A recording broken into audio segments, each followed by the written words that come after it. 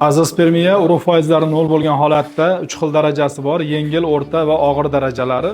Bugungi azospermiya bilan mikroteziya rejalashtirgan bemorlarimiz soni 2 ta va bu bemorlarda ikkalasida ham og'ir holat, 30% atrofidagi shansimiz bor. Birinchi mikroteziya operatsiyamizda topilgan spermatozoidlar spermatida holatida bo'lganligi uchun EcoXC uchun yaroqsiz hisoblanadi. Buni EcoXC uchun foydalanib bo'lmaydi.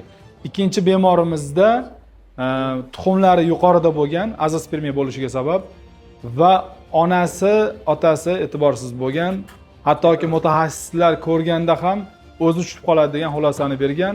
Oxiri 16 yoshda tushirishgan. Lekin 16 yoshga qadar moyaklar o'smagan. Moyaklar o'smaganligi sababli, yetilmaganligi sababli azospermiya holati yuzaga kelgan. Bemorda mikroteziya operatsiyasida juda ham ko'p miqdorda sog'lom spermatozoidlar topildi. Bu ikkinchi bemorimiz. Mana shu spermatozoidlarni EcoXC qilish orqali ota bo'lishi mumkin. Bularda urug' yo'llarida to'silib qolish yoki boshqa muammolar yo'q.